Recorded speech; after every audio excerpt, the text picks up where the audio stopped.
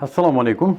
Biz bugün oşantip sizler menen Badır soğuşunun jеңишин küttük. Albatta biz işendik jеңиш bolup. Bирок ошол кезде musulmandардын өздөрү бул жеңишти кандай күттү, бул жеңиш кантип колго кирди?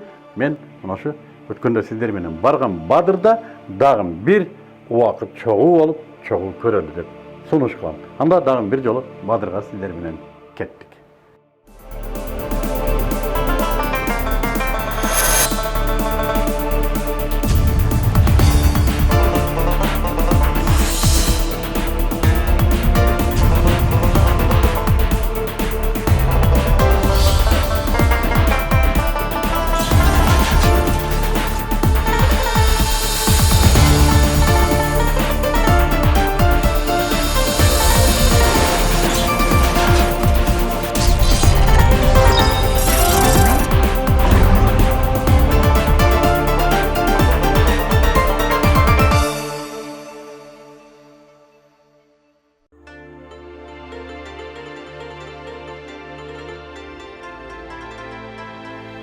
Bunu vuruştun ertesindegidey эле болуп калды. Ne dediniz? Bunu просто kurmanalı adamların orduна koyup elestetsең, ha? Birөөсү эңкейип өлгөн, birөөсүнүн жарымы чабылып калган, башы түшүп кеткен. Пайгамбарыбыз саллаллаху алейхи вассалам сөөктөрдү бир жерге жыйнатты дагы, аларга карап: "Эй мушриктер, силер мага пайгамбарыңарга начар уруулаш болдуңуздар. Силер мени жалганчыга чыгардыңыздар, башкалар ишенди. Силер мага жардам бербедиңиздер, башкалар колдоо көрсөттү. Силер мени батырбай кууп чыктыңыздар, башкалар башпаанек берди" деди. Анан алардын бардыгын чогулгандан кийин кайсыдыр бир куруп калган кудукка таштоону буйрду.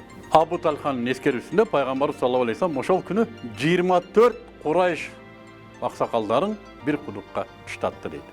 Жана алар ташталган кудукту карап, ар биринин атын атады. "Эй паланчанын баласы Пустанча, эгер сен Аллахка жананын пайгамбарына чыккынчылык кылбаганыңда азыр кубанып турган болот белең? Эй паланчанын уулу Пустанча, эгер сен Аллахка жананын пайгамбарына баш ийгениңде азыр кубанган болор белең" деп ар бирине кайрылып жатты дейт. Умар ибн Хаттаб: "Эй Аллахтын элчиси, булар өлүктөр го, сени угуп атабы?" деп сурады. Пайгамбарыбыз саллаллаху алейхи вассалам айтты: "Мухаммадтын жаны колунда болгон затка ант, алар мени силерде эле угуп турат болгону мага жооп бере алышпады" деди. Ошентип, бул согушта 70ге жакын мушрик Курайштары өлдү, жана ошончосу колго түштү. Ошондой эле бул салгашууда 14 мусулман шейит болду. Биздин чыгармачыл топ ислам тарыхындагы эң олуттуу орду бар, эң мертебелүү жеңиштин каармандары, Аллах өтмүштөгү жана келечектеги күнөөлөрүн кечирген бул шейиттердин сөөктөрү коюлган жерди көрүп, үстүлөрүндө бүркүтү, жанында кабыландары бар эстеликтер коюлбаганына, болгону талаа ташы менен гана белгиленип коюлганына таң калдык. Ал эми аттары жупуну бир постаментке эле жазылыптыр. Бирок андан аларды мусулман үммөтү унутуп койгон жок. Bismillahirrahmanirrahim. Man kana yuridu al-ajilata ajjalna lahu fiha ma nasha'u liman nurid. Summa ja'alna lahu jahannama yaslaha madhmuman madhura.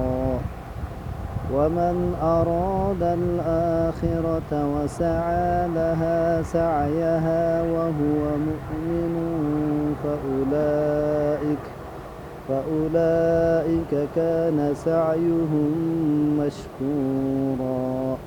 سبحان ربك رب العزة عما يصفون. Пайгамбарыбыз саллаллаху алейхи вассалам аскерлери менен ошол кездеги согуш салтына ылайык жеңүүчү катары согуш талаасына 3 күн конду жана 3 күндөн соң төөсүн токутуп сахабалары менен олжолорун алып жолго аттанды.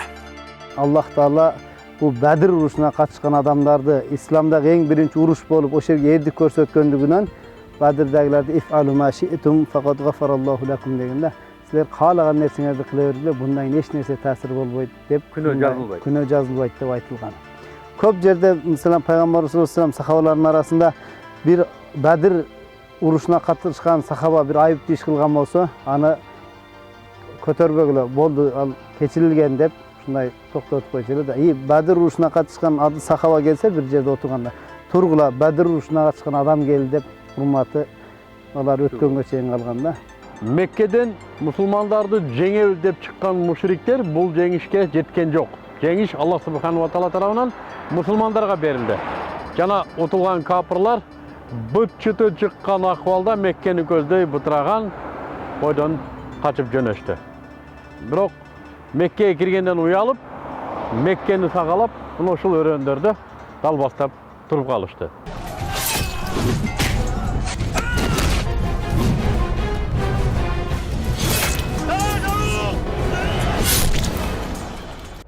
Badır'dagы кыйроо тууралуу кабарды Меккеге биринчи жолу Ал-Кайсама деген меккелик алып келет. Ал киргенде да мына ушул Кабанын территориясына, тагыраак айтканда Хижрага, парламентке айкырык салып келет. Эй меккеликтер, мусулмандар Уббаны өлтүрдү, мусулмандар Шуайбаны өлтүрдү, мусулмандар Умайяны өлтүрдү, Абул Хакамды өлтүрдү деп айкырык салып келет. Мына ушул учурда Хижрада чалкалап жаткан Сафван ибн Умайя ордунан ыргып турат дагы, бул Кайсама акылынан азган окшойт, сурагылачы мен эмне кылып атат деп дейт. Элдер келип, Кайсама, айтчы азыр Сафван эмне кылып атат дейт. Кандай эмне кылып атат? Мен акылдан азып калды деп атасыңар, тигине жатат дейт. Мен көрдүм анын атасы менен агасынын өлгөнүн дейт. Ошентип меккеликтер эң сонундарынан ажырады. Бадырда мусулмандар 3 топко бөлүнүп согушту.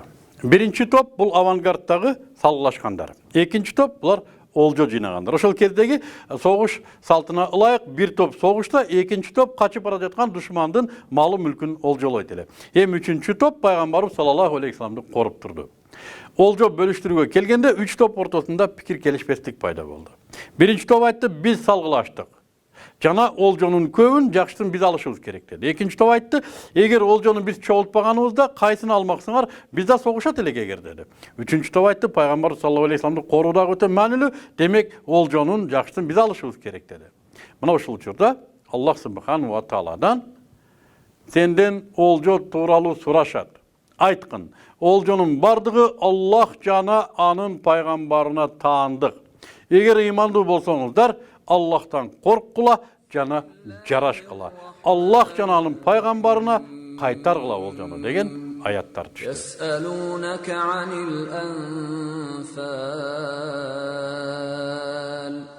Ошондо сахабалар ката кетиргендерин түшүнүп, тооба кылышты. Жана пайгамбарыбыз саллаллаху алейхи вассалам олжонун 5тен 1-ин өзүнө алып, калганын мусулмандарга тең бөлүп берди. Калган туткундарды Абдуллах ибн Кааб Мадинага айдап жөнөдү. Согуш бүткөндөн кийин мына ушундай жеңишти сүйүнчүлөө үчүн пайгамбарыбыз саллаллаху алейхи вассалам Мадина элине 2 чабарман жөнөттү. Тагыраак айтканда үстүңкү Мадинага сүйүнчүлөө үчүн Абдуллах ибн Раваханы жана төмөнкү Мадинага сүйүнчүлөө үчүн Зайд ибн Харисалар чабармандык кылды. Антпесе жөөттөр пайгамбарыбыз саллаллаху алейхи вассаламдын курман болгону жана мусулмандардын жеңилгени тууралуу калп ушактарды тараткан эле. Ошого карабай пайгамбарыбыз саллаллаху алейхи вассаламдын жеңиши менен келатканын көргөн Мадина эли Аллах улуу деген ураандар менен тосуп алды. Бул жеңиштен соң дин душмандары мусулмандардан айбыга баштады. Буга чейин 2 анжы болуп жүргөндөр исламды тайпасы менен кабылдап киришти. Жана Абдуллах ибн Убайда эл көрсүнгө исламды кабыл алды.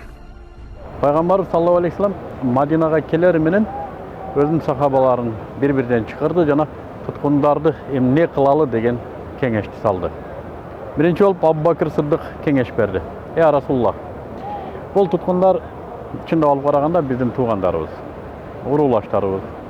Жана буларды өлтүрүүдөн биз нажат таппайбыз. Андан көрө буларга буга чейинки салт катары болуп калган кун төлөтүп алалы. Биринчиден кундун акчасын дин таратууга иштетебиз. Ал эми Аллах Таала насип этсе, балким бул туугандарыбыз бизде туткунда жүргөндө хидаят таап калар деди. Кызыгы Умар ибн Хаттаб. Ал айтты, жок, мен буга каршымын.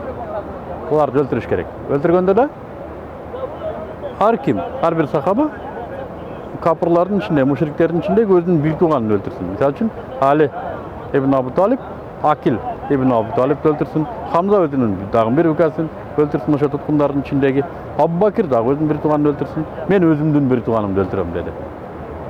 Peygamber sallallahu aleyhi ve sellem oylanıp durup Abu Bakir'din tunuşun kabul aldı. Jana har bir tutqunga 1000'den 4000 dirhamga çeyin kun ölçümü bekitildi. Bunu төлөгөндөр albatta kutulup жатты. Al эми kun төлөөгө kudureti жетпеген кээ-бир сабаттуу меккеликтерге musulmanlar 10 ton bala tapşırıp al baldardın savatı joylar zamat al müşriktер azatqa чыгуу şartı koyuldu. Al эми коомдо abroylu müşriktер, misal üçün alардын biri Abu İzzal Jumahi'ye okşoğan akınдар kunsuz ele keyin İslamga karşı küreşpöy turgan şart menен boşatılıp жатты. Tutkundardын арасында Сухайл ибн Амр да бар эле. Ал чечен деген жана сөзмөрдүгү менен илгери пайгамбарыбыз саллаллаху алейхи вассаламдын көңүлүн даалай оруткан. Ошондуктан Умар ибн Хаттаб анын алдыңкы тиштерин күйүп салууга уруксат сурайт. Пайгамбарыбыз саллаллаху алейхи вассалам Аллахтын каарынан жана келечекте адамдар туткундарды кордоосунан кооптонуп буга уруксат бербейт. Пайгамбарыбыз саллаллаху алейхи вассалам сахабаларына туткундарга татыктуу мамиле жасоону буйрат. Ошондой эле туткунга Абу Суфяндын баласы Амир да түшүп калган болчу. Пайгамбар саллаллаху алейхи вассалам Амир ибн Абу Суфянды атасынын колунда, Абу Суфяндын колунда tutkunda жаткан Саад ибн Ан-Нуманга алмаштырып алды.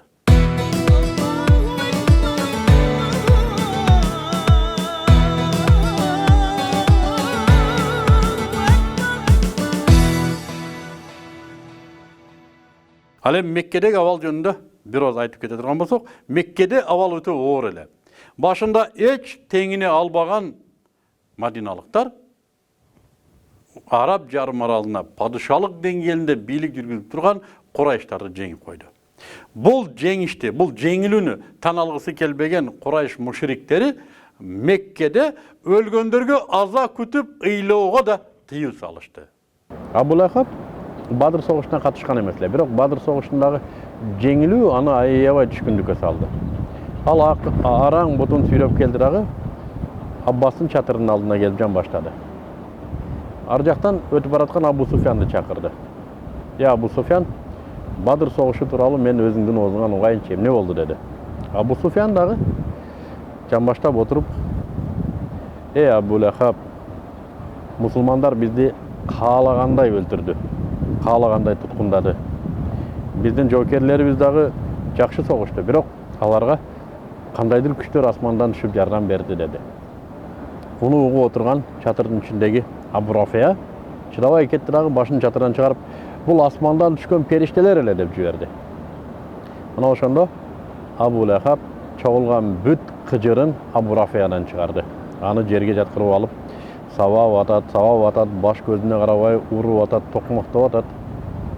Муну карап турган Фадл, не болсо да анын күйөөсүнүн кулу чыдабай кетти да чатырдын бир устунун сууруп чыгып, сен эмне мунун ээси жок болсо эле сабай бере турган кул деп ойлоп атасың деп туруп, Абу Лахабты башына таяк менен койгулап салды. Бир жума өтүп өтпөй, Абу Лахаб бул жеген таягынан каза болду. Абу Лахабтын жарасынан жийиркенип, сөөгү 3 күнгө чейин көмүлүбөй жата берди. Акыры элден тартынып, уулдары менен туугандары сөөктү таяк менен томолотуп барып, бир анга көмүп салышты. Hicrattın 2. жылынын Рамазан айында мусулмандарга орозо, садака вытыр жана зекеттин нисаб өлчөмү бекитилди.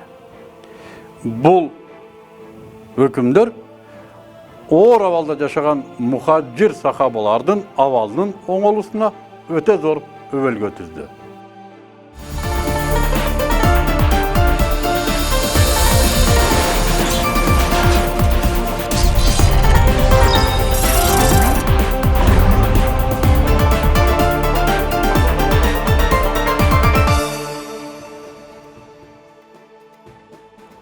Musulmanlar ушун менен жеңди. Аллах Субхану ва Тааланын жеңиши болду. Аллах Субхану ва Таала Меккеден мусулмандарды кандай сууруп кеткен болсо, бүгүн Бадыр согушунда да ушу караңгы түндөй каптаган капырлардын күчтүү колунун арасынан жеңиш менен сууруп чыгып, өзүнүн душмандарын, пайгамбар саллаллаху алейхи вассаламдын душмандарын жана ушул мусулмандардын душмандарын бардыгын кемсинген абалда согуш талаасында кантыратып жеңди.